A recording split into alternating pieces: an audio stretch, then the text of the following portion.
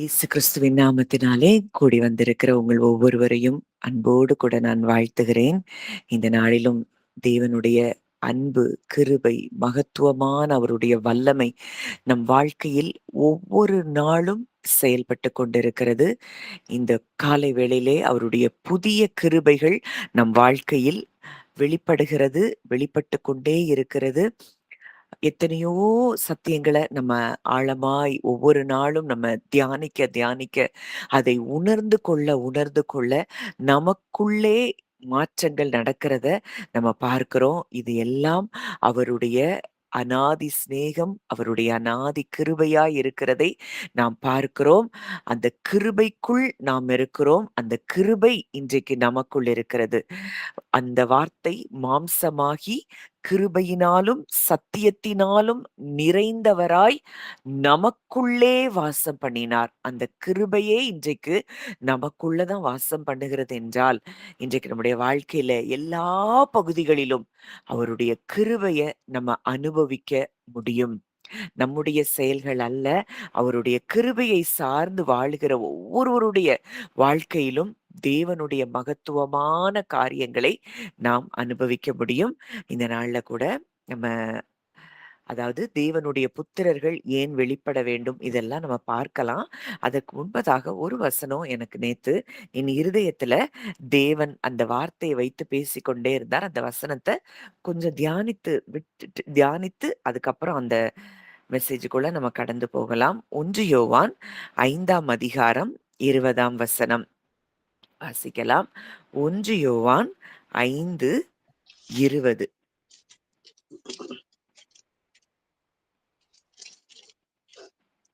அன்றியும் நாம் சத்தியம் உள்ளவரை அறிந்து கொள்வதற்கு தேவனுடைய குமாரன் வந்து நமக்கு புத்தியை தந்திருக்கிறார் என்றும் அறிவோம். அவருடைய குமாரனாகிய இயேசு கிறிஸ்து என்னப்பட்ட சத்தியம் உள்ளவருக்குள் இருக்கிறோம். இவரே மெய்யான தேவனும் நித்திய ஜீவனுமாய் இருக்கிறார். அன்றியும் நாம் சத்தியம் உள்ளவரை அறிந்து கொள்வதற்கு தேவனுடைய குமாரன் வந்து நமக்கு புத்தியை தந்திருக்கிறார் என்று அறிவோம். அவருடைய குமாரனாகிய இயேசு கிறிஸ்து என்னப்பட்ட சத்தியமுள்ளவருக்குள்ளும் இருக்கிறோம். இவரே மெய்யான தேவனும் நித்திய ஜீவனுமாய் இருக்கிறார். இந்த வசனத்தை கொஞ்சம் ஆழ்ந்து தியானித்தோம்னா நிறைய சத்தியங்கள் நமக்கு புரியும். கிறிஸ்துவுக்கு முன்பாக மக்கள் பொதுவா ரொம்ப மிஸ் அண்டர்ஸ்டுட் பண்ணியிருந்த ஒரு காரியம் என்னன்னா, தேவனை அவர்கள் அறிய முடியவில்லை. அவங்க தேவனை ரீச் பண்றதுக்காக தங்களுடைய முயற்சி ஏதாவது பண்ணாதான் தேவனை நம்ம அடைய முடியும் அப்படின்னு சொல்லி அவர்கள் முயற்சி செய்து கொண்டிருந்தார்கள். விக்கிரகங்களை பின்பற்றி கொண்டிருந்தவர்களா இருந்தார்கள். இப்போ இந்த தேவனுடைய குமாரன் அதாவது இது தமிழ்ல எப்படி இருக்குன்னா புத்தியை தந்திருக்கிறார்னு இருக்கு. ஆங்கிலத்துல எப்படி இருக்குன்னா and has given us an understanding. நம்ம ஏற்கனவே தியானித்து கொண்டிருக்கிறோம். 2-3 நாட்களா நம்ம தியானிக்கிற வார்த்தை உணர்ந்து கொள்ளுதல். தேவனை உணர்ந்து கொள்ளும் கிருபையை யார் நமக்கு கொடுத்திருக்கிறார் என்றால் இயேசு கிறிஸ்து. தேவனுடைய குமாரன் நமக்கு வந்து அந்த உணர்வை கொடுத்திருக்கிறார். அந்த அண்டர்ஸ்டாண்டிங்க, தேவன் யார் என்பதை அறிகின்ற அறிவை இயேசு கிறிஸ்து தான் நமக்குள்ளே கொடுத்திருக்கிறார். அவர்தான் நம்முடைய ஆவிக்குரிய கண்களை திறக்கிறவராய் இருக்கிறார். அவருக்கு தேவன் நன்றாக அவர் சொல்றார், இந்த பூமியில இருக்கிற வரைக்கும் என் பிதாவை ஒருவனும் ஒரு காலம் கண்டதில்லை. பிதாவின் மடியில் இருக்கிற ஒரே பேரான குமாரனே அவரை வெளிப்படுத்தினார். அப்போ தேவனை பர்சனலா அவர் அறிந்து வைத்திருந்தவராய் இருந்தார். ஏதோ நம்ம வாசித்து புரிந்து கேட்டு அப்படி அறிவில் அல்ல, அவர் எக்ஸ்பீரியன்ஷியலா தேவனை அறிந்து வைத்திருந்தார். இன்றைக்கு அந்த குமாரன் நமக்குள்ளே வந்தது நிமித்தம், அந்த குமாரனுக்குள்ள நம்ம இருக்கிறது நிமித்தம், அவர் எப்படி அறிந்திருந்தாரோ அந்த அறிவை நாமும் பெற்றுக்கொள்ளும்படிக்கு நம்முடைய உணர்வுகளை, அந்த அண்டர்ஸ்டாண்டிங்க அவர் என்ன செய்யறாரு, ஓபன் பண்றாரு. உணர்வுகளில் நாம் தேவனை அறியும்படிக்கு, ஏதோ மூளை அறிவுல இல்ல, நம்முடைய உணர்வுகள்ல நம்ம தேவனை அறியும்படிக்கு அவர் நம்முடைய ஆழமான மனக்கண்களை அவர் திறக்கிறவர் இருக்கிறார். நம்ம ஏற்கனவே பார்த்தோம் லூக்கா 24:45 அவர்களுடைய கண்கள் திறந்து அவரை அறிந்தார்கள். அப்பதான் அவர் விளக்கின வேத வசனங்கள் எல்லாம், ஐயோ! இவர் வேத வசனங்களை விளக்கி காட்டின பொழுதே நம்முடைய இருதயம் கொழுந்துவிட்டு எரிந்ததே. அப்போ இந்த இயேசு கிறிஸ்து தான் நமக்குள்ளே இருந்து நம்முடைய ஆவிக்குரிய கண்களை திறந்து நம்மை உணர்வுகள் ரீதியாக தேவனை புரிந்து கொள்ள அவர் கிருபை செய்கிறவராயிருக்கிறார்.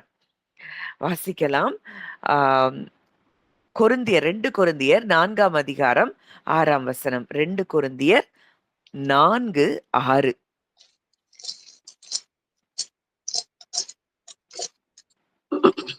இருளிலிருந்து வெளிச்சத்தை பிரகாசிக்கச் சொன்ன தேவன், இயேசு கிறிஸ்துவின் முகத்திலுள்ள தமது மகிமையின் அறிவாகிய ஒளியை தோன்ற பண்ணும் பொருட்டாக எங்கள் இருதயங்களிலே பிரகாசித்தார். இருளிலிருந்து வெளிச்சத்தை பிரகாசிக்கச் சொன்ன தேவன். எல்லாமே இருளா இருக்கு.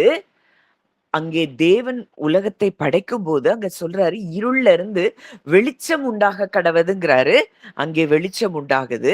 அந்த அந்த காரியத்த தான் இங்க சொல்லப்பட்டிருக்கு. இருளிலிருந்து வெளிச்சத்தை பிரகாசிக்கச் சொன்ன தேவன், இயேசு கிறிஸ்துவின் முகத்தில் உள்ள தமது மகிமையின் அறிவாகிய ஒளியை தோன்ற பண்ணும் பொருட்டாக எங்கள் இருதயங்களிலே பிரகாசித்தார். To give the light of the knowledge of the glory of God. தேவனுடைய மகிமையை அறிந்து கொள்ளும்படிக்கு தேவன் எங்கள் இருதயங்களிலே பிரகாசித்தார் என்று சொல்லப்பட்டிருக்கிறது. எபேசியர் 1:18 பார்க்கிறோம். அவரை அறிந்து கொள்ளும்படிக்கு பிரகாசமுள்ள மனக்கண்கள். அப்ப இது எல்லாவற்றையும் இயேசு கிறிஸ்து நமக்குள்ளே அந்த பிரகாசமுள்ள மனக்கண்களை அவர் தருகிறவராய் இருக்கிறார்.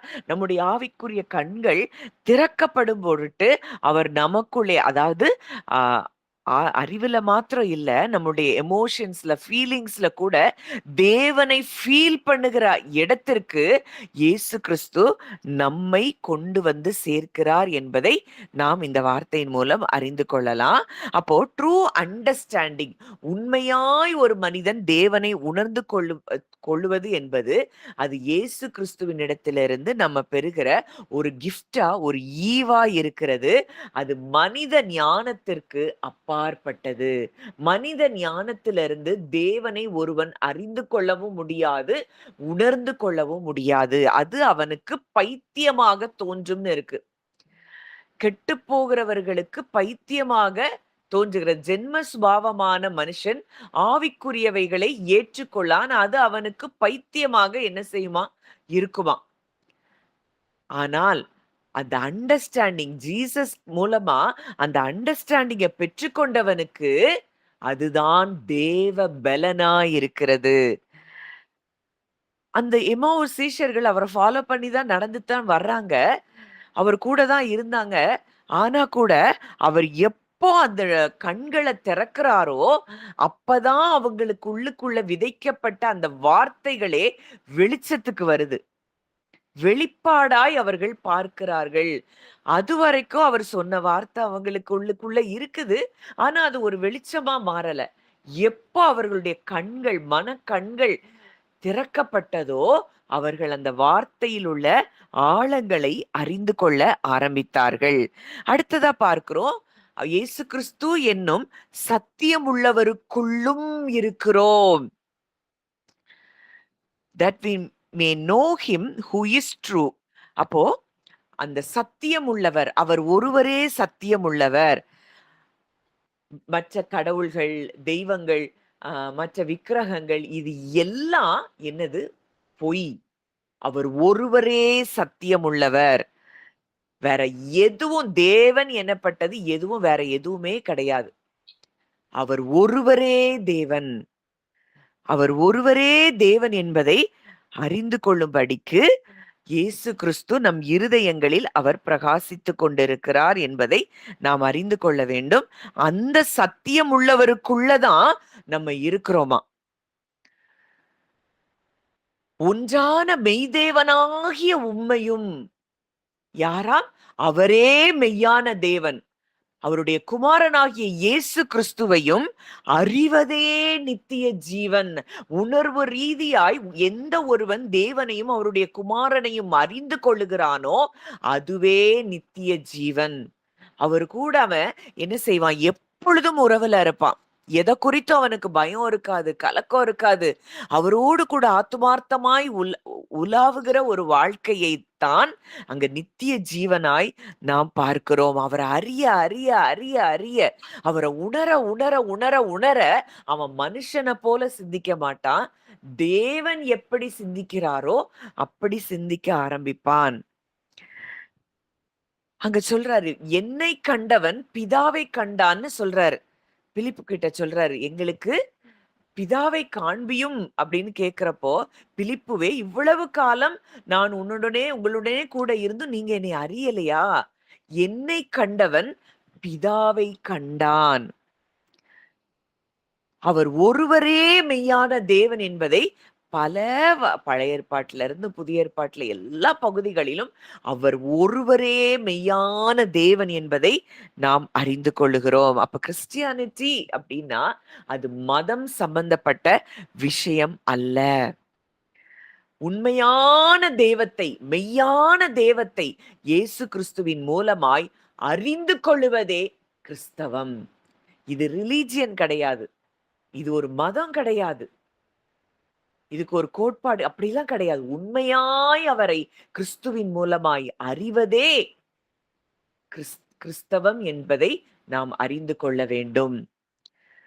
அடுத்ததா இந்த பார்க்கிறோம், அன்றியும் அந்த சத்தியம் உள்ளவருக்குள்ளும் அவருடைய குமாரனாகிய இயேசு கிறிஸ்து எண்ணப்பட்ட சத்தியம் உள்ளவருக்குள்ளும் இருக்கிறோம். உன்னை நல்லா புரியணும். இந்த வசனத்தை நம்ம தியானிக்கும் பொழுதே அவர் எப்படியெல்லாம் இருக்கிறார். அவர் மெய்யான தேவனாய் இருக்கிறார், அவர் சத்தியம் உள்ளவராய் இருக்கிறார், அவர் உயிர்த்தெழுதலும் ஜீவனும் உள்ளவராய் இருக்கிறார், அவரே ஜீவ அப்பமாய் இருக்கிறார், அவர் கிருபையும் சத்தியமும் நிறைந்தவராய் இருக்கிறார்.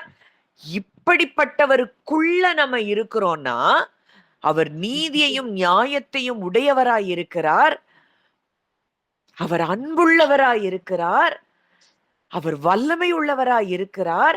இவருக்குள்ள நம்ம என்ன செய்யறோமா? இருக்கிறோமா? அப்போ அவருக்குள்ள நம்ம இருந்தோம்னா நாம் எதை பற்றி கவலைப்பட வேண்டும்? அவர் விசாரிக்கிறவராய் இருக்கிறார். அந்த விசாரிக்கிற தேவனுக்குள்ளதான் நம்ம இருக்கிறோம். அவர் நம் தேவைகளை அறிந்தவராய் இருக்கிறார். அவருக்குள்ளதான் நம்ம இருக்கிறோம். இன்றைக்கு எதை பற்றியும் நாம் கவலைப்பட வேண்டிய இடத்துல தேவன் வைக்கல. அவருக்குள்ள இயேசு கிறிஸ்து எண்ணப்பட்ட சத்தியம் உள்ளவருக்குள் நாம் இருக்கிறோம். இவரே மெய்யான தேவனும் நித்திய ஜீவனுமாயிருக்கிறார். கொலோசியர் 1:27 பார்க்கிறோம். கிறிஸ்துவானவர் மகிமையின் நம்பிக்கையாக நமக்குள்ளே இருக்கிறார். அப்போஸ்தலர் 17 பார்க்கிறோம், அவருக்குள் நாம் இருக்கிறோம், பிழைக்கிறோம், அசைகிறோம். கொலோசியர் 1 பார்க்கிறோம், சகலமும் அவரை கொண்டும் அவருக்கென்றும் சிருஷ்டிக்கப்பட்டது. அப்போ அவருக்குள்ளதான் நம்ம சிருஷ்டிக்கப்பட்டிருக்கோம்னா, அவருக்குள்ளதான் நம்ம இருக்கிறோம்னா, இன்றைக்கு நமக்குள்ளான எல்லாவற்றையும் அவர் பார்த்து கொள்ளுவார்கிற இடத்துல நம்ம சமாதானத்துல இருக்கிறோமா? இந்த சத்தியம் உள்ளவருக்குள்ள நான் இருக்கிறேங்கிறத நம்ம உணர்கிறவர்களாய் மாறும் பொழுது பல ஏரியாஸ்ல நமக்கு என்ன செய்யும்? விடுதலை கிடைச்சிரும். மனுஷருடைய வார்த்தைகளோ, மனுஷருடைய செயல்களோ எதுவும் நம்மள டிஸ்டர்ப் பண்ண முடியாது. இன்னைக்கு இந்த இடத்துக்குள்ள இருக்கிறோங்கிறத நமக்கு புரியல. உயிர்த்தெழுதலும் ஆனவருக்குள் நாம் இருக்கிறோம். ஜீவனுக்குள்ள நம்ம இருக்கிறோம். அவருக்குள் ஜீவன் இருந்தது. அந்த ஜீவன் மனுஷருக்கு ஒளியாக இருந்தது. அந்த ஜீவனுக்குள்ள, கிறிஸ்துவின் ஜீவனுக்குள்ள நம்ம இருக்கிறோம். அந்த வெளிச்சத்துக்குள்ள நம்ம இருக்கிறோம். எப்படி இருள் நம் பக்கத்துல நம்ம வர முடியும்? வசனம் அதனாலதான் சொல்லுது, இருளின் அதிகாரத்தினின்று நம்மை விடுதலையாக்கி தமது அன்பின் குமாரனுடைய ராஜ்யத்துக்குள்ளே நம்ம என்ன செய்திருக்கிறாராம்? உட்படுத்தி இருக்கிறார். சத்தியமுள்ளவருக்குள்ள இருக்கிறோம்னா நம்ம வெளிச்சத்துக்குள்ள வந்துட்டோம். இருளுக்கும் நமக்கும் சம்பந்தம் இல்லாத இடத்துக்கு தேவன் நம்மை கொண்டு வந்திருக்கிறார். சத்தியமுள்ளவருக்குள்ள இருக்கிறோம்னா எப்படி நம்மை பொய்யான பிசாசானவன் ஆளுகை செய்ய முடியும்? அவன் பொய்யனும் பொய்க்கு பிதாவுமாய் இருக்கிறான். அவன் பேசும்போது தன் சொந்தத்திலிருந்து எடுத்து பேசுகிறான். இன்றைக்கு ஜீவனுக்குள்ள நம்ம இருக்கிறோம்னு சொல்றோம். ஆனா அவன் எப்படி பேசுவான்? இந்த உலகத்துல இப்படி நடக்கு. உலகத்துல அப்படிலாம் பலவீனங்கள்லாம் வருது. இந்த வயசானா இது வரும். இந்த வயசானா இந்த இந்த பாதிப்பு வரும். இதெல்லாம் என்னது? உலகத்தில் இருக்கிறவர்களுக்கு நேரிடுபவைகள். இன்னைக்கு நம்ம எதை உணர்கிறோம்? ஆனாலும் சரி, இந்த இடத்துல நான் இல்ல. நான் அவர தான் விசுவாசிக்கிறேன். ஆனாலும் இது எனக்கு ஏன் வருது? நம்ம இந்த சத்தியத்தை அறிந்து உணர்கிறோமா? இத ஜீவனா பார்க்கிறோமா? இத உண்மையா பார்க்கிறோமா? இதை உண்மையா பார்க்கல, ஜீவனா பார்க்கலன்னா, நம்ம கண்டிப்பா இந்த இந்த காரியங்கள் நம்ம வாழ்க்கையில வந்தே தீரும். அப்போ சத்தியம் உள்ளவருக்குள்ள நான் இருக்கிறேன். ஜீவன் உள்ளவருக்குள்ள நான் இருக்கிறேன். வெளிச்சத்துக்குள்ள, ஒளியானவருக்குள்ள நான் இருக்கிறேன். உயிர்த்தெழுதலுக்குள்ளே நான் இருக்கிறேன். ஜீவ அப்பமாகிய அவருக்குள்ள நான் இருக்கிறேன். என் வாழ்க்கையில விசாரிக்கிறவருக்குள்ள இருக்கிறேன்.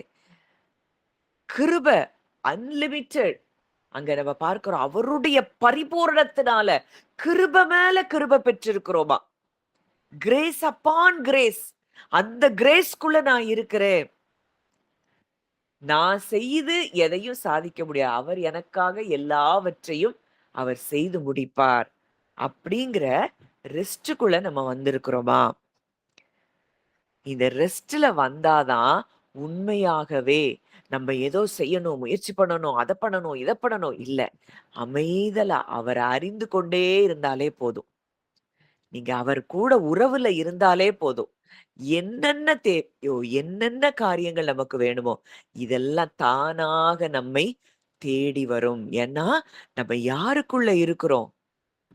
சத்தியம் உள்ளவருக்குள்ள இருக்கிறோம்.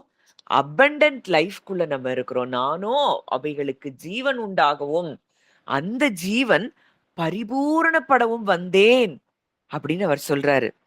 பரிபூரணமான ஜீவனை உடையவருக்குள்ள நம்ம என்ன செய்றோம்? இருக்கிறோம். இத நம்ம உணர்ந்து வாழ்ந்தோம்னா, ஒரு பெரிய விடுதலைய நம்ம வாழ்க்கையில நாம் அனுபவிக்க முடியும்.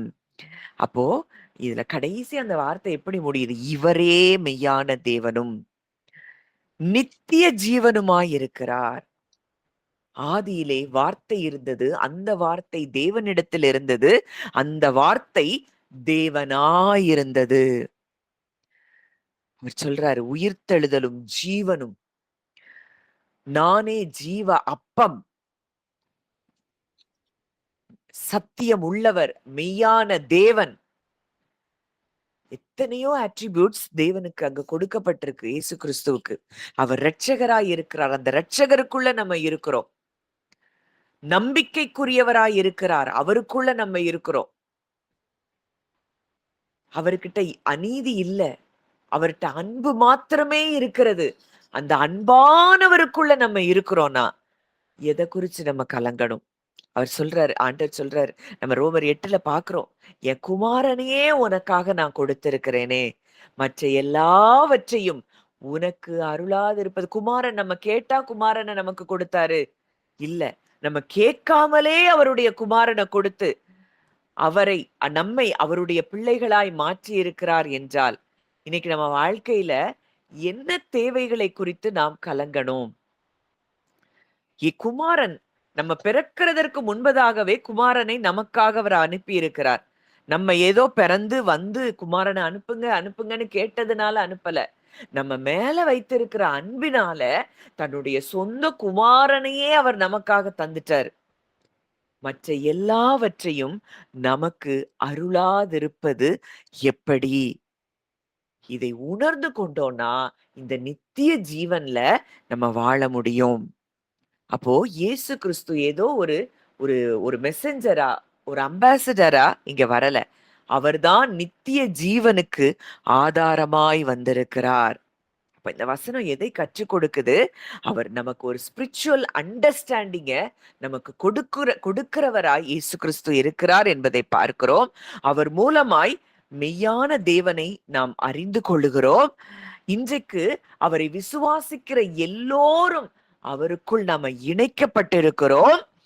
அவரே மெய்யான தேவனும் நித்திய ஜீவனுமாய் இருக்கிறார் என்பதை இந்த வார்த்தைகள் மூலம் நாம் அறிந்து கொள்ளுகிறோம்.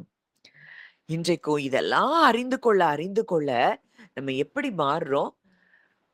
முதிர்ச்சி அடைந்த தேவ புத்திரர்களாய் நாம் மாறிக்கொண்டிருக்கிறோம். அப்போ ஏன் இந்த சர்வ சிருஷ்டியும் தேவ புத்திரர்கள் வெளிப்படும்படி காத்து கொண்டிருக்கிறது? இந்த உலகம் இன்னைக்கும் எவ்வளவோ குழப்பம், எவ்வளவோ வேதனை, மக்கள் எல்லாம் வேதனையில இருக்கிறாங்க. ஏன் அப்படின்னு யோசித்து பார்த்தோம்னா வாசிக்கலாம். ரோமர் 8ஆம் அதிகாரம் 19 முதல் 22. ரோமர் 8:19 முதல் 22ஆம் வசனங்கள் வரைக்கும் வாசிக்கலாம். மேலும் தேவனுடைய புத்திரர் வெளிப்படுவதற்கு சிருஷ்டியானது மிகுந்த ஆவலோடு காத்து கொண்டிருக்கிறது. அதேனென்றால் சிருஷ்டியானது அழிவுக்குரிய அடிமைத்தனத்திலிருந்து விடுதலையாக்கப்பட்டு தேவனுடைய பிள்ளைக்குரிய மகிமையான சுயாதீனத்தை பெற்றுக்கொள்ளும் என்கிற நம்பிக்கையோட அந்த சிருஷ்டியானது சுய இஷ்டத்தினாலே அல்ல, கீழ்ப்படுத்தினவராலேயே மாயைக்கு கீழ்ப்பட்டிருக்கிறது. ஆகையால் நமக்கு தெரிந்திருக்கிறபடி இதுவரைக்கும் சர்வ சிருஷ்டியும் ஏகமாய் தவித்து பிரசவ வேதனை படுகிறது. வசனம் தெளிவா சொல்லுது. தேவனுடைய புத்திரர் வெளிப்படுவதற்கு சிருஷ்டியானது மிகுந்த ஆவலோடே காத்து கொண்டிருக்கிறது. சிருஷ்டி, அவர் படைத்த எல்லா சிருஷ்டியும், சந்திரனோ சூரியனோ நட்சத்திரங்களோ இல்ல இந்த பூமியில படைத்த அவருடைய படைப்புகளோ எல்லாமே யார் வெளிப்படுவதற்கு காத்து கொண்டு இருக்குதான்? தேவனுடைய புத்திரர் வெளிப்படுவதற்கு காத்து கொண்டிருக்கிறதாம். அது ஏன் என்றால் சிருஷ்டியானது அழிவுக்குரிய அடிமைத்தனத்தினின்று விடுதலையாக்கப்பட்டு, முழு சிருஷ்டியும் ஒரு அழிவுக்குரிய அடிமைத்தனத்துக்குள்ள போயிருச்சு. ஏன்? ஆதாம், ஒரு மனிதன் பாவம் செய்தான். ஆதாம் என்கிறவன் பாவம் செய்தப்போ அந்த ஆதாம் மூலமாய் முழு மனுக்குலமும் இந்த பூமியும் இயற்கையும் எல்லாம் எதுக்குள்ள கடந்து போயிருச்சு? அழிவுக்குரிய அடிமைத்தனத்துக்குள்ள கடந்து போயிருச்சு. செடி கொடி விலங்குகள் பறவைகள் எல்லாம் அழிவுக்குரிய அந்த அடிமைத்தனத்துக்குள்ள கடந்து போயிருச்சு. இன்னைக்கு தேவனுடைய பிள்ளைகளுக்குரிய மகிமையான சுயாதீனத்தை பெற்றுக்கொள்ளும் என்கிற நம்பிக்கையோட இப்ப தேவனுடைய பிள்ளைகளுக்குன்னு ஒரு சுயாதீனம் இருக்கிறது. அதை இந்த சர்வ சிருஷ்டியும் பெற்றுக்கொள்ளும் என்ற நம்பிக்கையோட அந்த சிருஷ்டியானது சுய இஷ்டத்தினாலே அல்ல, கீழ்ப்படுத்தினவராலேயே மாயைக்கு கீழ்பட்டிருக்கிறது. ஒரு இலுஷனுக்குள்ள முழு சிருஷ்டியும் மாட்டிக்கொண்டிருக்கு, பொய்யுக்குள்ள மாட்டிக்கொண்டிருக்கு. அந்த மாயைக்குள்ள, அந்த அழிவுக்குரிய அடிமைத்தனத்துக்குள்ள சிக்கி கொண்டிருக்கிறது. ஆகையால் நமக்கு தெரிந்திருக்கிறபடி இதுவரைக்கும் சர்வ சிருஷ்டியும் ஏகமாய் தவித்து பிரசவ வேதனை படுகிறது. எப்போ இந்த அழிவுக்குரிய அடிமைத்தனத்துல இருந்து நாங்க விடுவிக்கப்படுவோம் அப்படின்னு சர்வ சிருஷ்டியும் என்ன செய்தான்? பிரசவ வேதனை பட்டு கொண்டிருக்கிறதாம். தேவனுடைய புத்திரர் வெளிப்படுவதற்கு ஆவலோடு காத்து கொண்டிருக்கிறதாம். ஒரு சிறைச்சாலையில இருக்கிறவங்க எப்போ நமக்கு ஒரு விடுதலையை தருகிறதற்கு ஒரு மீட்பர் வருவாரு அப்படின்னு காத்திருக்கிறது போல, இந்த பூமி, இந்த இயற்கை, சர்வ சிருஷ்டி எல்லாம் தேவ புத்திரர்கள் வெளிப்படுவதற்கு காத்திருக்கிறது. இன்றைக்கு நீங்களும் நானும் தேவ புத்திரர்களாய் வெளிப்படுவதற்கு தான் சர்வ சிருஷ்டியும் காத்து கொண்டிருக்கிறது. சரி, இது எப்படி அழிவுக்குரிய அடிமைத்தனத்துக்குள்ள கடந்து போச்சுங்கிறத நம்ம தியானித்து பார்க்கும்போது நமக்கு நன்றாக புரியும். வாசிக்கலாம். ஆதியாகமம் 3:17.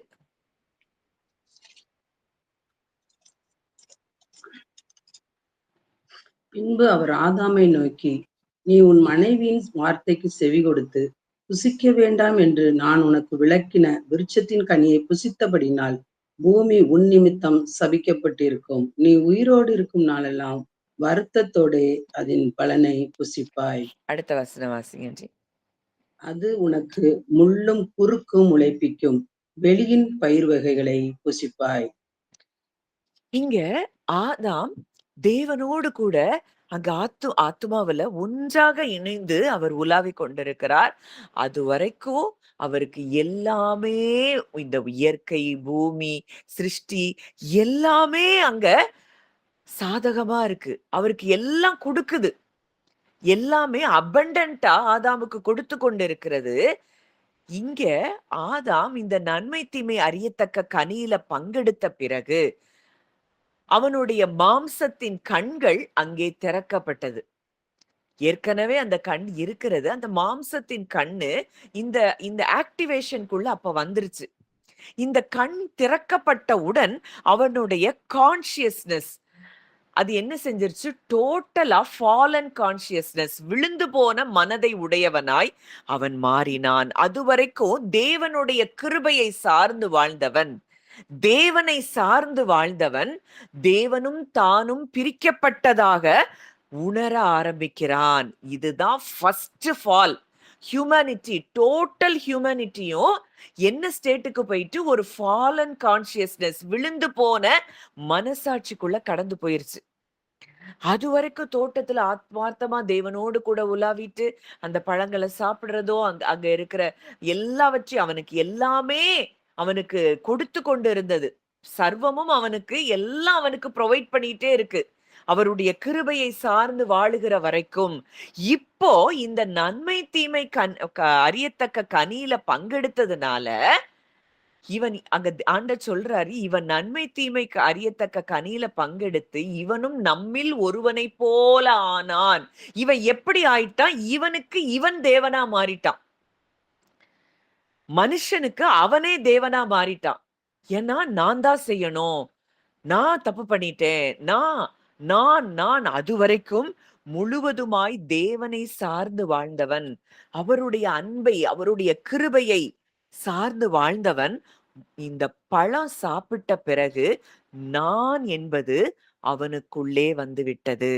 அந்த கான்ஷியஸ்னஸ் அப்படியே தேவனோடு கூட இணைக்கப்பட்டு சந்தோஷமா வாழ்ந்துட்டு இருந்தவன், இங்க நான் எனக்கு நடக்குது, நான் பயந்திருக்கிறேன், எனக்கு வெட்கம் வந்துட்டு, நான் நிர்வாணியா இருக்கிறேன். அது வரைக்கும் அவன் நிர்வாணிதான். ஆனா இந்த கண்கள் திறக்கப்பட்ட உடனே விழுந்து போன மனதை உடையவனாய் அவன் மாறின பொழுது அவனுடைய டோட்டல் அந்த மனது, மைண்ட், வில், எமோஷன்ஸ் எல்லாமே ஃபாலன் ஸ்டேட்டுக்கு வந்து தேவனும் தானும் பிரிக்கப்பட்டதாய் உணர ஆரம்பிக்கிறான். இப்போ இந்த உணர்கிற இடத்துக்கு அவன் வந்ததுனால அங்க பூமி என்ன செய்து? சபிக்கப்படுகிறது. எப்போ? தேவனை சார்ந்து வாழுகிற வரைக்கும் நமக்கு ஆசீர்வாதம். என்னைக்கு நம்மள சார்ந்து நம்ம வாழ்றோமோ அப்போ நமக்கு வானமும் பூமியும் அடைக்கப்பட்டு இருக்கிறது. பூமி உன் நிமித்தம் சபிக்கப்பட்டிருக்கும்.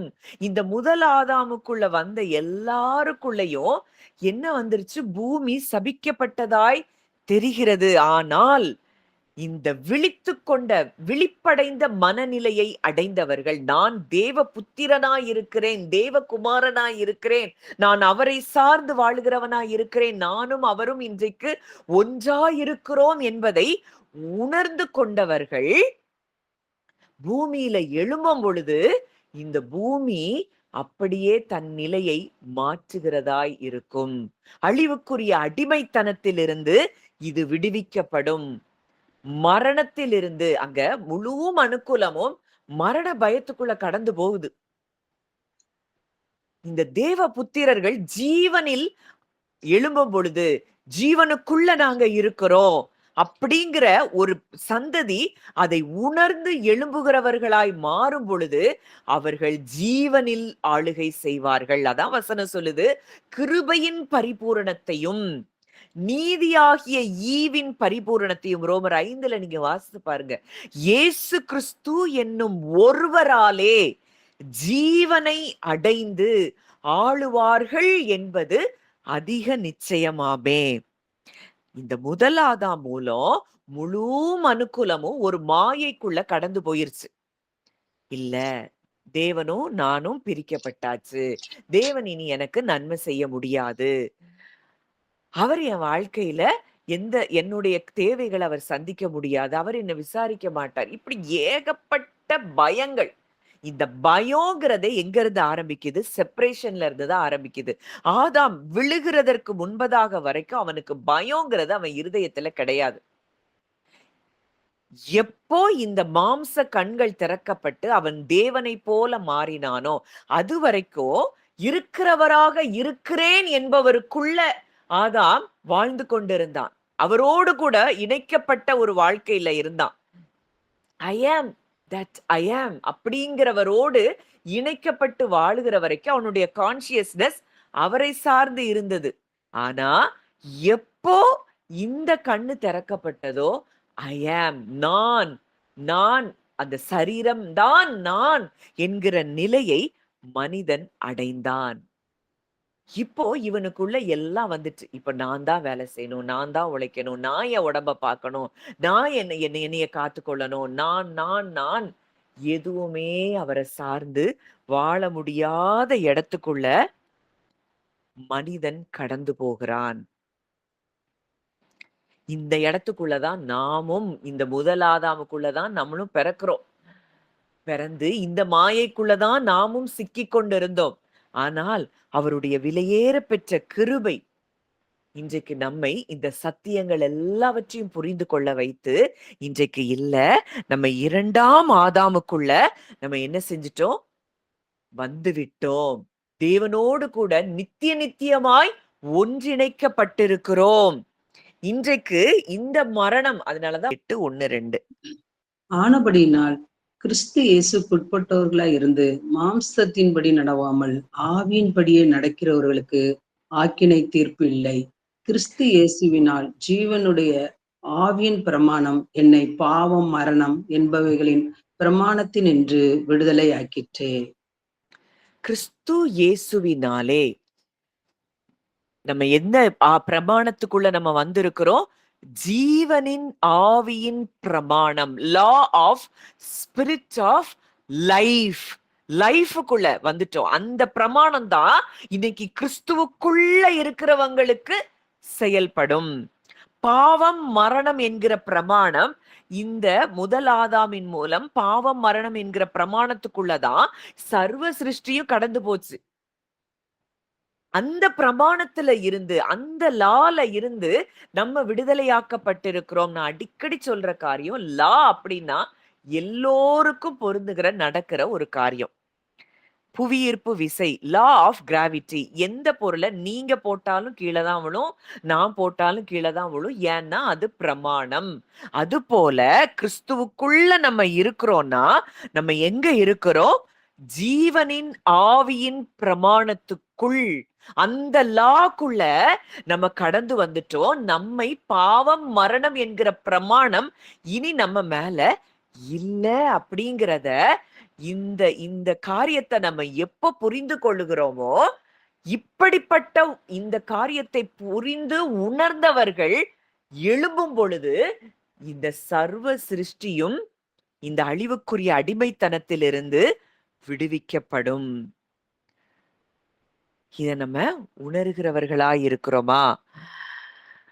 அப்போ வெளிப்படுதல் அப்படிங்கிற அந்த சர்வ சிருஷ்டியும் அந்த வெளிப்படணும் அப்படிங்கிறதுக்கு ஒரு கிரேக்க வார்த்தை அப்போகாலிப்சிஸ் அப்படின்னு சொல்லப்பட்டிருக்கு.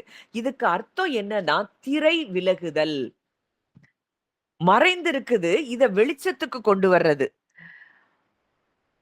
அப்போ இன்னைக்கு நமக்குள்ள இந்த இந்த இந்த ஆசீர்வாதம் நம்ம ஜீவனின் பிரமாணத்துக்குள்ள வந்துட்டோங்கிற இந்த நிஜம் இவ்வளோ நாளும் மாயைக்குள்ள இருந்தோம். இந்த மாயை என்கிற திரை இன்றைக்கு விலக்கப்பட்டு இன்னைக்கு நம்ம எந்த இடத்துல இருக்கிறோங்கிறத நம்ம அறிந்து கொள்ளும்படிக்கு தேவன் கிருபை செய்திருக்கிறார். இந்த திரை விலக விலக விலக நமக்கு பல உண்மைகள் புரிய ஆரம்பிக்குது. தேவன் யார்? நான் யார்?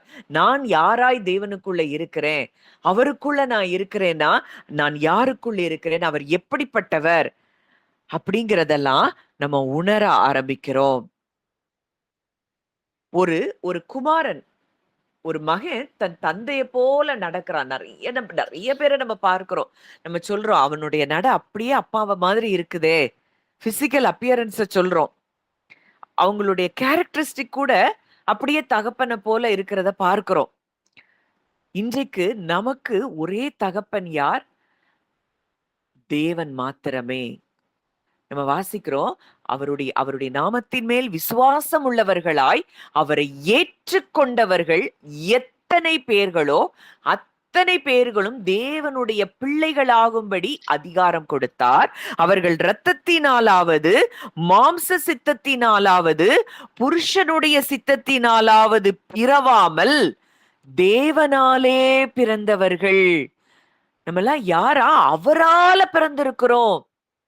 அப்ப அவருக்கு பிள்ளைனா நம்ம அவரை வெளிப்படுத்துகிறவர்களா இருப்போம். நமக்குள்ள கவலை இருக்காது. எப்படி கிறிஸ்து மாம்சத்தை நம்மை போலதான் மாம்சத்துலதான் அவர் இந்த உலகத்துக்கு வந்தார். நம்ம நம்ம என்ன சோதனைகள் எல்லாம் போனோமோ எல்லா சோதனையும் அவருக்கு வந்தது. ஆனாலும் அவர் தேவகுமாரனாய் இந்த பூமியில வாழ்ந்ததை பார்க்கிறோம். புயல் வந்துச்சா? காற்றடிச்சுதா? இல்ல லாசருவை எழுப்ப போணுமா? எத குறித்தும் பயம் இல்ல. என்ன கல்லெறிஞ்சு கொன்றுவாங்களோ? என்னைய பார்த்து இப்படி சொல்றாங்களே? எதுவும் அவரை டிஸ்டர்ப் பண்ணல. தான் யார் என்பதை அவர் அறிந்திருந்தார், உணர்ந்திருந்தார். தன் தகப்பன் யார், தன் பிதா யார் என்பதை அறிந்து உணர்ந்திருந்தார். இப்படிப்பட்டவர்கள்தான் எதை பற்றியும் கவலை இல்லாம, எதை பற்றியும் பயம் இல்லாம, தான் யார், தான் யாருக்குள் இருக்கிறோம் என்பதை அறிந்து உணர்ந்தவர்கள் மாத்திரமே தேவ புத்திரர்களாய் எழும்ப முடியும். இல்லனா கிறிஸ்துவுக்குள்ள அந்த ஒவ்வொரு ஸ்டேஜஸ் இருக்கு. அந்த ஸ்டேஜுக்குள்ள ஏதாவது ஒரு ஸ்டேஜுக்குள்ளதான் நம்ம இருப்போம். குழந்தைகளா இருப்போம், கொஞ்சம் வளர்ந்த பிள்ளைகளா இருப்போம், இப்படித்தான் இருப்போம். தேவ புத்திரர்களாய் நாம் எழும்பவில்லை என்பதை அந்த ஸ்டேஜஸ் எல்லாம் பார்க்கும்போது உங்களுக்கு புரியும். ஒவ்வொரு நாள் இனி அதை தியானிக்கும் பொழுது நமக்கு புரியும். இன்னைக்கு நம்ம எந்த இடத்துல இருக்கிறோம்? சத்தியம் உள்ளவருக்குள்ள நம்ம இருக்கிறோம். தேவனுடைய குமாரர்களாய் குமாரத்திகளாய் நாம் இருக்கிறோம். அப்போ நமக்கு கட்டளையிடுகிற அதிகாரத்தை இயேசு எப்படி எல்லாத்தையும் பார்த்து கட்டளையிட்டாரோ அந்த அதிகாரத்தை இன்றைக்கு நாம் பெற்றிருக்கிறோம். குமாரத்துவத்தின் அதிகாரம் நம்மளை பார்க்கும்போது சர்வ சிருஷ்டியும் இன்னைக்கு நமக்கு அப்படியே கட்டுப்படும். அவர் போய் தண்ணிய பார்த்து அங்க காற்றையும் புயலையும் பார்த்து பேசுறாரு. இறையாதே அமைதலா இருன்னா அந்த தேவனுடைய குமாரனுக்கு அது கீழ்ப்படியுது. லாசருடைய சரீரத்துக்கு கட்டளை கொடுக்கிறாரு. லாசருவே வெளியே வான்னு சொல்றாரு. அவனுடைய சரீரத்துக்குள்ள அந்த ஜீவன் கடந்து வருகிறது. இப்படி எல்லாவற்றையும் ஆளுகை செய்கிறவர்களாய் நாம் வாழ முடியும். எப்போ இந்த கான்சியஸ்னஸ்குள்ள வரணும். அந்த மாயையிலிருந்து விழுந்து போன ஆதாமின் மனது ஒரு மாயைக்குள்ள பொய்யுக்குள்ள சிக்கிக்கிட்டு. என்ன பொய்? தேவனும் நானும் பிரிக்கப்பட்டுட்டோம். இனி தேவன் என்ன நேசிக்க முடியாது. அப்படி இனி நான் தான் வேலை செஞ்சு உழைச்சு நான் பிழைக்கணும். இதுல என்ன நடக்க அடுத்ததா பாக்குறோம். அங்க அடுத்ததா ஒண்ணு சொல்லப்படுது. உயிரோடு இருக்கிற வரைக்கும் உன் ஆசை ஏவாள்கிட்ட சொல்றாரு, உன் புருஷனை பற்றி இருக்கும். இந்த கணவனையே பார்த்து கொண்டு இருக்கிற ஒரு வாழ்க்கை. அது ஒரு பெரிய ஒரு டிராப்பா அந்த விமென்க்கு மாறுறத நம்ம பார்க்கிறோம். அவரை சார்ந்து வாழ முடியாதபடி அந்த ஆதாமை சார்ந்து தன் புருஷனை சார்ந்து வாழுகிற ஒரு வாழ்க்கை. அவங்க சொல்றதுதான் பிரதானமா இருக்கு. அதுவே மனதுல வலியை ஏற்படுது. மத்த உலகத்துல இருக்கிற மற்ற மனிதர்கள் எதுவும் பேசுறது தெரியாது, செய்றது தெரியாது, புரியாது. அதெல்லாம் ஈஸியா எடுத்துட்டு போயிருவோம். ஆனால் அந்த கணவன் செய்கிற ஒவ்வொரு காரியமும் வலியை ஏற்படுத்துதுன்னா அதுக்கு காரணம் இதுதான். அதுவும் ஒரு மரணத்தின் சாயலா இருக்கிறத பார்க்கிறோம். பாவம் மரணத்தின் நம்ம ஜீவனின் ஆவியின் பிரமாணத்துக்குள்ள வந்துட்டோம்னா கிறிஸ்துவோடு கூட நம்ம விடுதலையா இருப்போம். ஃபேமிலிஸ் ரெஸ்டோரேஷன் அது சாதாரணமா நடக்கும். நம்ம எதையும் இதுவரைக்கும் முயற்சி பண்ணி பேசி இதை சரி பண்ணிடலாம் அதை சரி பண்ணிடலாம் எந்த முயற்சி எடுக்க வேண்டாம். நான் கிறிஸ்துவுக்குள்ள இருக்கிறேன், நான் ஜீவனுக்குள்ள வந்துட்டேன், நான் என் குடும்பத்துல அந்த ஜீவன் வந்திருக்கிறது. அது வரைக்கும் ஆதாமும் ஏவாளும் ஒண்ணு போல அவ்வளோ அழகா ஒன்னஸ்ல உலாவி கொண்டு இருந்தாங்க. ஆதாம் சொல்றான் ஏவாளை பார்த்து, இவள் என் எலும்பின் எலும்பும் என் மாம்சத்தின் மாம்சமுமா இருக்கிறாள் அப்படின்னு அவளை அவ்வளோ ஒன்னஸ்ல பார்க்கிறவன் இந்த விழுகையில வந்த உடனே நீர் தந்த ஸ்திரீன்னு அங்க பிரிவினையாய் அந்த மனைவியை தன்னோடு கூட ஒன்றிணைக்கப்பட்டவளாய் பார்க்காதபடி பிரிவினையில் பார்க்கிறான். ஆனா புதிய ஏற்பாட்டுல வரும்போது இயேசு சொல்றாரு, தேவன் இணைத்ததை மனுஷன் பிரிக்காதிருக்க கடவன். அவனும் அவளும் எப்படி இருக்கிறாங்க? ஒரே மாம்சமா இருக்கிறாங்க. இன்னைக்கு ஜீவனுக்குள்ள கிறிஸ்துவுக்குள்ள நம்ம வந்துட்டோம்னா இது எல்லாம் தானாக இந்த ரெஸ்டோரேஷன் நடக்கும். நிச்சயமா அதை நான் விசுவாசிக்கிறேன். நீங்க எதையும் பார்க்க வேண்டாம், நீங்க போய் யாருகிட்டையும் பேச வேண்டாம், நீங்க ஒர்க் பண்ண வேண்டாம். அவருக்குள்ள நீங்க வாங்க. அவருக்குள்ள நான் இருக்கிறேன், ஜீவனுக்குள்ள நான் இருக்கிறேன், என் குடும்பத்துல அந்த ஜீவன் தான் செயல்படுது அப்படின்னு அந்த இடத்துக்குள்ள நம்ம கான்சியஸ்னஸ் வரும்போது, நம்ம கான்சியஸ்னஸ் அந்த இடத்துக்கு ஷிஃப்ட் ஆகும்போது இதெல்லாம் தானாக நடக்கும். அது வரைக்கும் உங்களை புரிந்து கொள்ளாதவங்க எல்லாம் புரிந்து கொள்ள ஆரம்பிப்பாங்க. ஏன்னா நீங்க ஜீவனுக்குள்ள வந்துட்டீங்க. நீங்க ஒரே சரீரமாய் ஒரே மாம்சமாய் இருக்கிறபடியினால இந்த ஜீவன் அவர்களுக்குள்ளும் கடந்து போகும். இதுதான் சத்தியம். அப்போ இன்னைக்கு படைப்பு சர்வ சிருஷ்டியும் நமக்காக ஏன் காத்து கொண்டிருக்கிறது? தேவ புத்திரர்கள் வெளிப்படும் பொழுது அங்க என்ன செய்யும்? சாபம் முற்றிலுமாய் நீங்கும். ஒரு ஆவிக்குரிய முதிர்ச்சியுள்ள ஒரு குமாரன் ஒரு இடத்துல நிற்கும் போது அங்க ராஜ்யம் என்ன செய்து நிலைநிறுத்தப்படுகிறது. நம்ம இருக்கிற இடத்துல ராஜ்யம் ஸ்தாபிக்கப்படுது. அங்க அநீதி எல்லாம் நீங்கி நீதி நிலைநாட்டப்படுகிறது. சிருஷ்டி அழிவுக்குரிய அடிமைத்தனத்திலிருந்து விடுதலையாக்கப்பட்டு தேவனுடைய பிள்ளைகளுக்குரிய மகிமையான சுயாதீனத்தை அது பெற்றுக்கொள்ளுகிறது.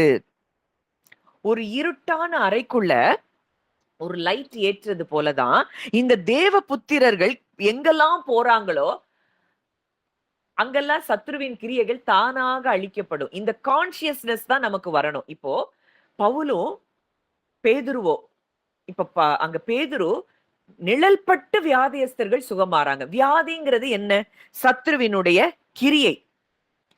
இன்னைக்கு நீங்களும் நான் அந்த கான்சியஸ்னஸ் அவங்க ரீச் பண்ணிட்டாங்க. நாங்கள் தேவனுடைய புத்திரர் குமாரன்கிறத நாங்க லைட்டா இருக்கிறோம், நாங்க ஜீவனா இருக்கிறோம் அப்படிங்கிற அந்த கான்சியஸ்னஸ் இந்த முதல் ஆதாமில இருந்து அவங்க வெளியே வந்து கிறிஸ்துவுக்குள்ள அவர்கள் யார் என்பதை அறிந்து கொண்டபடியினாலே இங்க இவர் நடந்து போகும்போதே சத்ருவினுடைய கிரியைகள் சம்பந்தப்பட்ட நபர்கள் மேல ஆளுகை செய்த சத்ருவின் கிரியைகள் தானாக அழிக்கப்படுகிறது. வியாதியின் கிரியைகள் அழிக்கப்படுகிறது. பவுலுடைய உருமால்களையும் கச்சைகளையும் கொண்டு போட்ட போது அங்கே வியாதிகள் சுகமாயின, பிசாசுகள் ஓடின. பிலிப்பு பிரசங்கிக்கும் பொழுதே அசுத்த ஆவிகள் வெளியேறினது. ஏன்னா தேவ புத்திரர்கள் எழும்பி பேச ஆரம்பித்தார்கள். இல்ல ஒரு இடத்துக்குள்ள போனாங்கன்னா, அங்க என்ன இருக்க முடியாது? இருள் இருக்க முடியாது.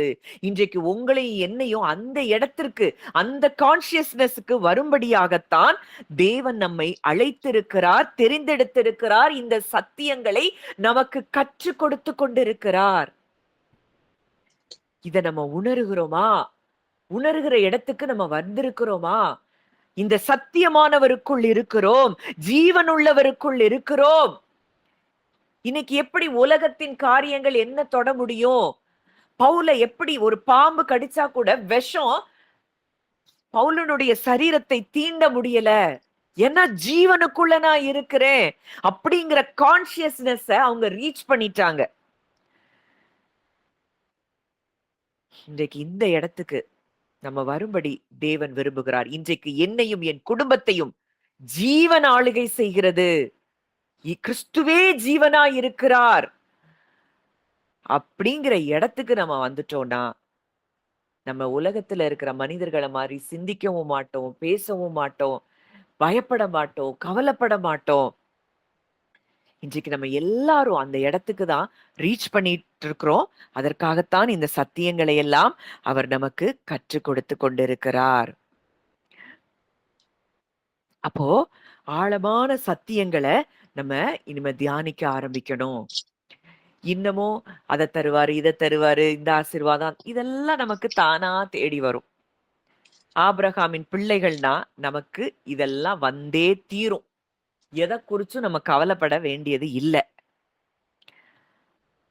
அவரை முற்றிலுமாய் அவருடைய கிருபையை சார்ந்து வாழுகிறவர்களாய் நாம் இருக்க வேண்டும். பவுல் சொல்றாரு, குமாரனாகிய தீமோத்தேயுவே, கர்த்தரிலும் அவருடைய கிருபையிலும் அவருடைய சத்துவத்திலும் பலப்படு, அவருடைய கிருபையில பலப்படு. நீ ஒண்ணு சார்ந்து வாழாத. இதை எப்படி செய்யலாம், அதை எப்படி செய்யலாம், இதை எப்படி சரி பண்ணலாம், இந்த பிரச்சனை என்ன ஆகும், அந்த பிரச்சனை என்ன ஆகும், எதிர்காலம் என்ன ஆகும், எதை பத்தியும் கவலைப்படாத. அவர் இருக்கிறாரு. அப்பா நீங்க இருக்கிறீங்கன்னு சொல்லிட்டு அவருடைய கிருபையில பலப்படு என்று சொல்லி அவர் அங்க ஆலோசனை கொடுக்கிறார். இன்னைக்கு நம்ம செய்யணும். ஐயோ நான், என் குடும்பம், என் பிள்ளை, என் இந்த காரியம் அப்படி ஆயிருமா, அது இப்படி ஆயிருமான்னு நம்மை சார்ந்து வாழ்ந்து கொண்டிருந்தோம் என்றால், நான் என்கிற அகந்தைக்குள் இருக்கிறோம், நான் என்கிற அகங்காரத்துக்குள் இருக்கிறோம். அதனாலதான் இயேசு சொல்றாரு, என்ன நீ பின்பற்றணும்னா, கிறிஸ்துவுக்குள்ள நீ வரணும்னா தன்னைத்தான் வெறுத்து, இந்த நான் என்கிற அகங்காரம் முற்றிலுமாய் நம்மை விட்டு நீங்க வேண்டும். எல்லாமே அவர்தான். அவர் எனக்குள்ள இருக்கிறார், நான் அவருக்குள்ள இருக்கிறேன்னா எனக்குரிய எல்லாவற்றையும் அவர் அறிந்திருக்கிறார். அவர் எனக்காக சகலவற்றையும் நேர்த்தியாய் செய்கிற தேவன். அப்படிங்கிற இடத்துக்கு நம்ம வந்து சேருவோம். இன்னைக்கு நம்ம செய்யணும்னு நினைச்சிட்டோம் அப்படின்னாலே எங்கதான் இருக்கிறோம்? முதல் ஆதாம்குள்ளதான் இருக்கிறோம். என்ன வேலை செஞ்சாலும் சரி, தொழில் செஞ்சாலும் சரி, நம்ம என்ன இல்ல நம்ம வீட்டுலதான் இருக்கிறோம், நம்ம பிள்ளைகளை கவனிக்கக்கூடிய வேலை, நம்ம குடும்பத்தை கவனிக்கக்கூடிய வேலை, எதுவா இருந்தாலும் எதுல ஸ்ட்ரகிள் பண்ணலாம்? ஆண்டவரே நான் அல்ல, நீங்க இருக்கீங்க, உங்களை சார்ந்து வாழ்றேன், இந்த பிரச்சனையை உங்கள்கிட்ட கொடுக்கிறேன் அப்படின்னு சொல்லி முழுவதுமாய் தேவ புத்திரர்கள் அவரை சார்ந்து வாழுகிறவர்களாய் இருப்பார்கள். நான் என்கிற அகங்காரம் அவர்களிடத்துல இருக்காது. நான் செய்யணும், நான் செய்யணுங்கிறப்பதான் நமக்கு என்ன வரும்? ஸ்ட்ரெஸ் வரும், பயம் வரும். இது எப்படி நடக்கும்? இது என்ன? அவருக்குள்ள நான் இருக்கிறேனே, ஜீவனுக்குள்ள நான் இருக்கிறேனே, சத்தியம் உள்ளவருக்குள்ள நான் இருக்கிறேனே, சர்வ வல்லமை உள்ளவருக்குள்ள நான் இருக்கிறேனே, விசாரிக்கிற தேவனுக்குள்ள இருக்கிறேனே, என் தேவைகளை சந்திக்கிறவருக்குள்ள நான் இருக்கிறேனே, இதெல்லாம் தானா நடக்கும். அப்படிங்கிற இடத்துல வருகிறவர்கள் தான் தேவ புத்திரர்கள். ஆவியானவருடைய சிந்தையை அணிந்து கொண்டவர்களாய் இருப்போம். மாம்ச சிந்தையை அங்க களைந்து போடுகிறவர்களாய் இருப்போம். வசனம் சொல்லுது, மாம்ச சிந்தை மரணம். மாம்ச சிந்தை இருந்தா இந்த முதலாதாம் என்கிற மாயைக்குள்ள நம்ம சிக்கி கொண்டிருக்கிறோம். ஆவியின் சிந்தை நமக்கு விடுதலையை கொடுக்கும், ஜீவனை கொடுக்கும், சமாதானத்தை கொடுக்கும். இந்த மகிமைக்காக நம்ம விசுவாசத்தோடு பொறுமையோடும் நம்ம என்ன செஞ்சு காத்து இந்த தேவ புத்திரர்களை தெய்வ புத்திரர்களாய் நாம் வெளிப்படும் பொருட்டு நம்ம என்ன செய்யணும்? இதற்காக நம்ம அவரை சார்ந்து வாழ, அவருக்குள்ள நம்ம எப்படி இருக்கிறோங்கிறத அதிகம் அதிகமாய், அதிகம் அதிகமாய், அதிகம் அதிகமாய் உணர, உணர, உணர, உணர, உணர நம்ம அப்படியே கிறிஸ்துவை இந்த பூமியில் வெளிப்படுத்துகிறவர்களாய் இருப்போம். அப்பதான் ராஜ்யம் இந்த பூமியில ஸ்தாபிக்கப்படும். பரமண்டல ஜெபத்துல சொல்றாரு, உம்முடைய சித்தம் பரலோகத்திலே செய்யப்படுவது போல பூமியிலேயும் செய்யப்படுவதாக. இந்த பூமியில அவருடைய சித்தம் செய்யப்படுவதற்கு ராஜ்யத்தின் புத்திரர்கள் எழும்ப வேண்டும். உம்முடைய ராஜ்யம் வருவதாக. எப்படி வரும்? நம்மளதான் இந்த பூமியில அவர் வைத்திருக்கிறார். நம்ம மூலமா அவருடைய ராஜ்யம் இந்த பூமியில் ஸ்தாபிக்கப்படும். இன்னைக்கு நம்ம பார்க்கிற யுத்தங்களோ போர்களோ இது நிரந்தரம் அல்ல. அவருடைய ராஜ்யம், இன்னைக்கு ராஜ்யம் உங்களிடத்தில் வந்திருக்கிறதே. ஒருவேளை அந்த மெசேஜ கேட்கலன்னா கேளுங்க. தேவனுடைய ராஜ்யம் உங்களிடத்தில் வந்திருக்கிறதே. நம்ம கிட்ட அது வந்திருக்கிறது. எப்ப அவர் மரித்து உயிர்த்தெழுந்து இன்றைக்கு உன்னதத்துல நம்மை அவரோடு கூட அவர் உட்கார செய்திருக்கிறார் என்றால் ராஜ்யம் நம்மிடத்துல வந்திருக்குது. அந்த ராஜ்யத்துல அவர் ராஜாதி ராஜாவாய் இருக்கிறார். நம்மை ராஜாக்களும் ஆசாரியர்களுமாய் மாற்றி இருக்கிறார் என்று வெளிப்படுத்துதல் 1வது அதிகாரத்துல நம்ம பார்க்கிறோம். இன்றைக்கு ஆளுகை செய்கிற இடத்துல வைத்திருக்கிறார். இன்னைக்கு நம்ம மனுஷனை போல என்ன செய்யறோம்? பயந்து புலம்பி அழுதுட்டு இருக்கிறோம். எல்லாத்தையும் உதறி தள்ளிட்டு அவரை நோக்கி ஓடுகிற ஒரு வாழ்க்கை. அது எல்லாம் நமக்கு என்னென்ன காரியங்களோ அது தானாக நம்முடைய வாழ்க்கையில் நடக்க ஆரம்பிக்கும். அதனாலதான் அவர் சொல்றாரு, இவைகள் எல்லாம் உங்களுக்கு தேவை என்பதை உங்கள் பரமபிதா அறிந்திருக்கிறார். இவைகளை எல்லாம் அஞ்ஞானிகள் நாடி தேடுவாங்க. கிறிஸ்துவ விட்டு வெளியில இருக்கிறவங்க இதை தேடி தேடி தேடி தேடி போவாங்க. இவைகள் எல்லாம் உங்களுக்கு வேண்டியவைகள் என்பதை உங்கள் பரமபிதா அறிந்திருக்கிறார். கிறிஸ்துவுக்குள்ள இருக்கிறவங்க நம்ம வேலை செய்யணும்.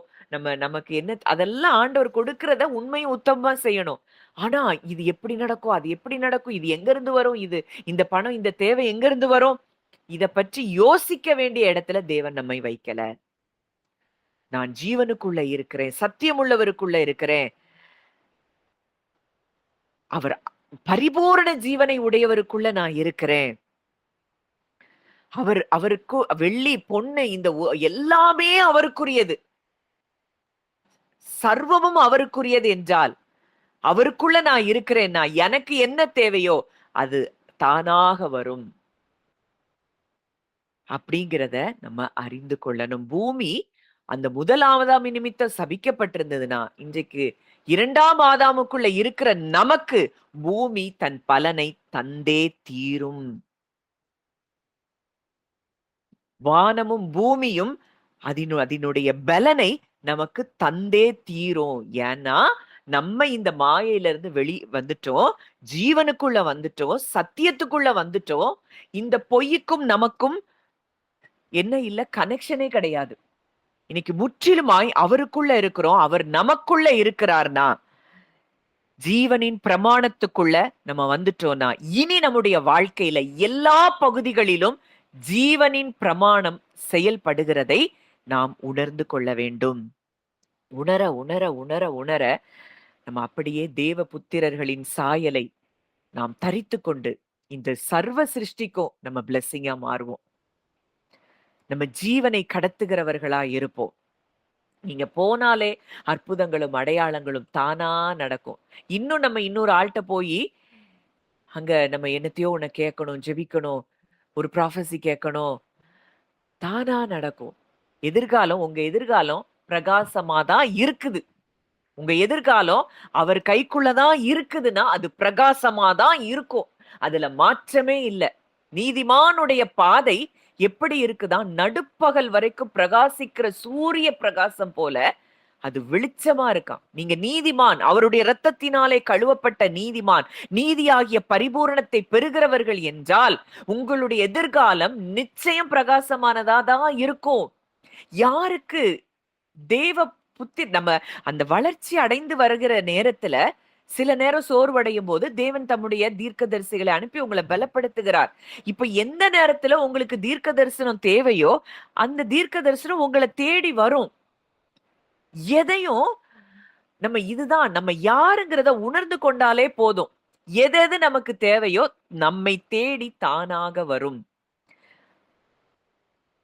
அது ஆண்டவர் அந்த நேரத்துல நமக்கு அந்த ஒரு ஞானத்தை கொடுப்பாரு. யாரு கூட லிங்க்ல இருக்கணும், எந்த இடத்துக்கு போகணும், எதை கேட்கணும், எதை கேட்க கூடாது. இன்னைக்கு நீங்க இந்த சத்தியங்கள் எல்லாம் கேட்ட பிறகு சில சத்தியங்களை உங்களால கேட்கவே முடியாது. சத்தியோன்னு சிலதை நம்பிட்டு இருந்தோம் ஒரு காலத்துல. அதை கேட்கவே முடியாது. அப்ப அதுல இருந்து உங்க ஆவி அதை ஏற்றுக்கொள்ளாது. அதை என்ன செஞ்சிடணும், விட்டு தள்ளிடணும். இல்ல அதையும் கேட்டுட்டு இதையும் கேட்பீங்கன்னா வளர்ச்சி அடைய முடியாது. உங்களை பயமுறுத்துகிற, உங்களை தேவனை விட்டு தூரப்படுத்துகிற இந்த காரியங்களை நம்ம இதை எதுக்கு சொல்றேன்னு தெரியல. சிலரோடு தேவன் பேசிக் கொண்டிருக்கிறார். அதை என்ன செய்யணும், உதறி தள்ளணும். நான் யாரா இருக்கிறேன் அதை உணர்ந்துட்டோம்னா நமக்கு தெரியும். நம்ம ஆவியிலேயே ஆவியானவர் நமக்கு கற்றுக் கொடுத்து கொண்டே இருப்பார். அவர் சகல சத்தியத்திற்குள்ளும் நம்மை நடத்துகிறவர். அந்த ஆவியில நம்ம அவரோடு கூட தொடர்புல இருக்க இருக்க இருக்க இருக்க பல காரியங்கள் நமக்கு வெளிச்சமாய் மாறிக்கொண்டே இருக்கும். வேதத்துல புரியாத பகுதிகள்லாம் நமக்கு புரிய ஆரம்பிக்கும். இன்றைக்கு இவர்கள்தான், இப்படிப்பட்டவர்கள்தான் தேவனுடைய புத்திரராய் இருக்கிறார்கள். நானும் நீங்களும் தேவனுடைய புத்திரர்களாய் மாறும்படி அழைக்கப்பட்டிருக்கிறோம். இன்றைக்கு சர்வ சிருஷ்டியும் தேவ புத்திரர்களாகிய நாம் வெளிப்படுவதற்கு அது பிரசவ வேதனை பட்டு கொண்டிருக்கிறதாம். இந்த இடத்துக்கு நம்ம வருவோம். இந்த பூமியை அவருடைய ராஜ்யத்தை, இந்த பூமியில் அவருடைய ராஜ்யத்தை ஸ்தாபிக்கிறவர்களாய் நம்ம மாறுவோம் என்பதில் சந்தேகம் இல்லை. அதனாலதான் இதை நமக்கு தேவன் கற்றுக் கொடுத்து கொண்டிருக்கிறார். அதனால இது ஆழமா நீங்க தியானித்து பாருங்க. கர்த்தர் பெரிய காரியங்களை நம்ம ஒவ்வொருவருடைய வாழ்க்கையிலும் அவர் செய்கிறவராய் இருக்கிறார். நம்ம ஜெபிக்கலாம். அப்படியே அமைதலாய் இப்போ நான் சொல்லுகிற காரியங்களை நீங்க அப்படியே தியானித்து பாருங்க. இன்றைக்கு முதல் ஆதாமுக்குள்ள நம்ம எல்லாரும் இருந்தோம். அங்க பாவம், மரணம், தரித்திரம், அங்க ரிலேஷன்ஷிப்ல பிரச்சனை, இனி என்னென்னலாம் இருந்ததோ எல்லாம் அந்த ஆதாமுக்குள்ள, இருளுக்குள்ள நம்ம இருந்தோம். இன்றைக்கு அந்த மாம்சத்தின் கண்கள் நமக்கு அடைபட்டு விட்டது. இன்றைக்கு முதல் ஆதாம்ல இருந்து நம்ம எங்க வந்துட்டோம், கிறிஸ்துவுக்குள்ள வந்துட்டோம். இந்த கிறிஸ்துவுக்குள்ள ஃபுல்லா லைஃப் தான் இருக்கு, ஜீவன் தான் இருக்கு, வெளிச்சம் தான் இருக்கு, சத்தியம் தான் இருக்கு. அவருடைய வார்த்தைகள், அவருடைய வசனம் எப்படி இருக்கா, அவரது வசனமே சத்தியம். அவர் வசனம் என்ன சொல்லுது, வாதை உன் கூடாரத்தை அணுகாது, பொல்லாப்பு உனக்கு நேரிடாது. இதுதான் சத்தியம். இந்த சத்தியமானவருக்குள்ள, இந்த சத்தியத்தை கொடுத்த சத்தியமானவருக்குள்ள நானும் என் குடும்பமும் இருக்கிறோம்.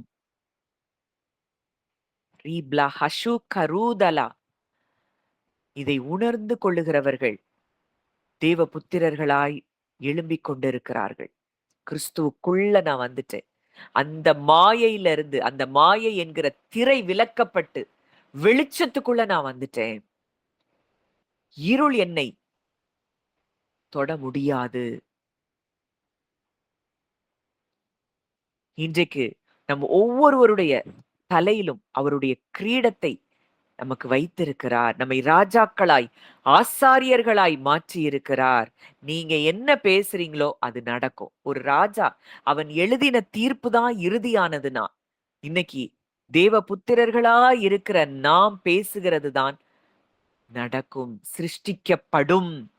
நம்ம வார்த்தைக்கு அவ்வளோ வல்லமை இருக்கு. அன்சீன் ரெல்ம்ல நம்ம வார்த்தை நம்ம பேசின மாத்திரத்துல அது சிருஷ்டிக்கப்பட்டு இந்த பூமியில அது நிறைவேறுகிறதை நாம் பார்க்க முடியும். அந்த அளவுக்கு நம்ம முழுவதுமாய் வெளிச்சமா இருக்கிறோம். நம்முடைய வார்த்தையில அந்த வெளிச்சம் இருக்கு. உங்க சரீரம் அந்த வெளிச்சத்தை பெற்றிருக்கிறது. உன் கண் வெளிச்சமாய் இருந்தால் உன் சரீரம் முழுவதும் வெளிச்சமாய் இருக்கும். இங்க கண்ணு தான் வெளிச்சமாகணும். இன்னைக்கு சரீரத்துல ஏன் இருள் பலவீனம்? இங்க கண்ணு வெளிச்சமாகல. அந்த ஆவிக்குரிய கண்கள் இன்றைக்கு திறக்கப்பட்டு வெளிச்சம் அடைந்திருக்கிறத நீங்க பாருங்க. அப்பா, உங்களுக்குள்ள நான் இருக்கிறேன்னா, ஜீவனுக்குள்ள இருக்கிறேன். வார்த்தை சொல்லுது. அவர் நம்முடைய அக்கிரமங்களை, மீறுதல்களை அவர் மன்னிச்சிட்டாருன்னா, நோய்கள் எல்லாம் குணமாயிருச்சு. நம்முடைய எல்லா பலவீனங்களையும் அவர் சிலுவையில் ஏற்றுக்கொண்டிருக்கிறார். இன்னைக்கு நம்ம சரீரத்துல எதுவும் இல்ல. இது உணர்வு ரீதியா எப்போ நம்ம புரிந்து கொள்ளுகிறோமோ, அப்போ இந்த வெளிச்சத்துல நம்ம வாழ முடியும். வெளிச்சத்துக்குள்ள நம்ம இருக்கிறோங்கிற அறிவை பெற்றுக்கொள்ள முடியும். வெளிச்சம் இருக்கிற இடத்துல இருள் வர முடியாது. இன்னைக்கு தேவ புத்திரர்களாய் நாம இருக்கிறோம்னா, நம்ம சரீரம் வரைக்கும் அங்க அது வெளிச்சமா, ஜீவனா மாறி இருக்கிறோம். இன்னைக்கு நம்ம போற இடங்கள்ல எல்லாம் சத்துருவின் கிரியைகள் அழிக்கப்படுகிறது. இதுக்குதான் நம்ம எதை யோசிக்கணும், எதை பேசணும் அப்படிங்கிறதுல ரொம்ப கவனமா இருக்கணும். தேவ புத்திரர்கள் எப்படி பேசணும், எதை யோசிக்கணும். பிலிப்பியர் 4ல பார்க்கிறோம். உண்மையுள்ளவைகள் எவைகளோ, ஒழுக்கமுள்ளவைகள் எவைகளோ, அன்புள்ளவைகள் எவைகளோ, கற்புள்ளவைகள் எவைகளோ, நீதி உள்ளவைகள் எவைகளோ, புண்ணியம் எதுவோ, புகழ் எதுவோ, இவைகளையே சிந்தித்துக் கொண்டிருங்கள். இத சிந்திக்க, சிந்திக்க, சிந்திக்க, இத தவிர வேற எதையும் சிந்திக்காமல் இருக்கும் பொழுது, இன்னமும் நம்ம லைட்டா மாறிட்டே இருப்போம். வெளிச்சமா மாறுவோம். அந்த எண்ணங்களிலே, அந்த ஃபாலன் கான்ஷியஸ்னஸ்ல இருந்து நம்மை தேவன் உயரமான இடத்துக்கு நம்ம கான்ஷியஸ்னஸ கொண்டு வந்துட்டார். அந்த இடத்துல இந்த கிறிஸ்து வீற்றிருக்கிற மேலான அந்த இடத்துல இருக்கிறத நாடுங்கள்னு சொல்றார். அந்த இடத்துல இருக்கிறத நம்ம பார்த்துக்கிட்டே இருந்தா போதும். இந்த இந்த உலகம், உலகத்துல இருக்கக்கூடிய இந்த பிசாசு, பிசாசு, பிசாசுன்னு பேசின, எண்ணின காரியங்கள் எல்லாத்தையும் விட்டு ஒழிக்கணும். அவங்க எனக்கு அப்படி பண்ணிட்டாங்க. இவங்க ஒண்ணும் உங்க பக்கத்திலேயே வர முடியாது. இதை எப்ப உணர்கிறோமோ, நாம் விடுதலை பெறுகிறோம். தன்னைத்தான் வெறுக்கிறவர்களாய் நாம் இருக்கிறோம். நான் அல்ல, கிறிஸ்துவே. நான் அல்ல, நான் அல்ல. இந்த நான் என்ன பார்த்து சொல்லிட்டாங்க, என்ன பார்த்து பேசுறாங்க, என் குடும்பத்துக்கு இப்படி பண்ணிட்டாங்க. இந்த நான், என் இது அறவே அகன்று போக வேண்டும். இது இல்ல. உண்மையான நிஜம் என்ன? நாம் தேவனுக்குரியவர்கள், தேவனுக்கு பிள்ளைகள். இன்றைக்கு நாமும் அவரும் ஒன்றாக கலந்திருக்கிறோம். ஆதியில உலக தோற்றத்துக்கு முன்னாடி நம்ம எப்படி இருந்தோமோ, அந்த நிலையை நாம் அடைந்திருக்கிறோம். இந்த உலகத்துல வந்து பிறந்த பிறகுதான் முதல் ஆதாமுக்குள்ள நம்ம வந்து எல்லாரும் சிக்கி தவித்தோம் மாயையில. ஆனால் கிறிஸ்து மீட்டெடுத்து நம்மை உலக தோற்றத்துக்கு முன்னதாக நம்ம ஒரு ஸ்டேட்ல இருந்தோம். அந்த ஸ்டேட்டுக்கு, பாவமே அறியாத இடத்துக்கு நாம் வந்து சேர்ந்திருக்கிறோம். இனி ஒரு காலம் பாவம்ங்கிறது நம்மை ஆளுகை செய்ய முடியாது. மரணம் ஆளுகை செய்ய முடியாது. நாம் நித்திய ஜீவனுக்குள் வந்திருக்கிறோம். அதை உணர்ந்து, ஆண்டவரே, இன்றைக்கு நானும் இப்படிப்பட்ட தேவ புத்திரனாய் எழும்பணும் அப்படிங்கிறத உங்க இருதயத்துல நீங்க வாஞ்சிப்பீங்கன்னா, கர்த்தர் பெரிய மகிமையானவைகளை உங்க வாழ்க்கையில அவர் செய்ய ஆவலாய் காத்து கொண்டிருக்கிறார். நல்ல தகப்பனே, நன்றியோடு உம்மை துதிக்கிறோம், ஸ்தோத்தரிக்கிறோம் அப்பா. இந்த நாளிலும் எங்களோடு கூட இடைப்பட்ட உம்முடைய வார்த்தைகளுக்காக நாங்கள் நன்றி செலுத்துகிறோம். நீர் ஜீவனுள்ள தேவனுடைய குமாரன். நீர் மெய்யான தேவனாய் இருக்கிறீர். சத்தியமுள்ளவராய் இருக்கிறீர். இதுவரைக்கும் மாயையில சிக்கிட்டு இருந்தோம்ப்பா. இன்றைக்கு எங்கள அந்த மாயை என்கிற திரையை விலக்கி, எங்கள வெளிச்சம் என்கிற இடத்துக்குள்ள கொண்டு வந்துட்டீங்கப்பா. ஜீவனின் ஆவியின் பிரமாணம் இங்க ஒவ்வொருவருக்குள்ளும் செயல்படுகிறதை நாங்கள் பேசுகிறோம் அப்பா. எங்க குடும்பத்தின் மேல ஜீவனின் ஆவியின் பிரமாணம் தான் செயல்படுகிறது. உறவுகள்ல அப்பா, பினான்ஸ்ல, ஆண்டவரே, பிள்ளைகளுடைய வாழ்க்கையில, எல்லாவற்றிலும், சரீரத்துல ஜீவனின் ஆவியின் பிரமாணம் தான் செயல்படுகிறது என்று சொல்லி நாங்கள் பேசுகிறோம். ஆண்டவரே, நாங்கள் பேசுகிறது இப்பொழுதே சிருஷ்டிக்கப்பட்டதற்காய் நன்றி செலுத்துகிறோம். கழுகுக்கு சமானமாய் ஒவ்வொருவருடைய வயதும் வால வயது போல் ஆயிற்று என்று சொல்லி நாங்கள் பேசுகிறோம் அப்பா. பலவீனங்கள் நீங்கின, பரிபூர்ண விடுதலை, பரிபூர்ண சுகத்தை நாங்கள் பெற்றிருக்கிறோம். பரிபூர்ண ஜீவனுக்குள்ள நாங்க இருக்கிறோம்ப்பா. உயிர்த்தெழுதலும் ஜீவனும் உள்ள ஜீவனை உடையவருக்குள்ள நாங்க இருக்கிறோம்ப்பா. கிருபையும் சத்தியமும் உள்ளவருக்குள்ள நாங்க இருக்கிறோம். எங்க வாழ்க்கையில எல்லாமே கிருபையினால நாங்க பெற்றுக்கொள்ள போகிறோம்ப்பா. எங்க பாதை எல்லாம் வெளிச்சமா இருக்கிறத பார்க்கிறோம்ப்பா. நன்றி செலுத்துகிறோம் தகப்பனே. வந்த ஒவ்வொருவருக்குள்ளும் விதைக்கப்பட்ட இந்த வார்த்தை 1000 மடங்கு கிரியை செய்யும்படி நான் ஜெபிக்கிறேன் அப்பா. கர்த்தர் அப்படியே செயல்படுகிறீர். நன்றி செலுத்துகிறோம். துதி கன மகிமை யாவையும் இயேசு ஒருவருக்கே செலுத்துகிறோம். கர்த்தரும் மீட்பருமாகிய இயேசுவின் மூலம் கேட்கிறோம் ஜீவனுள்ள நல்ல பிதாவே. ஆமேன்.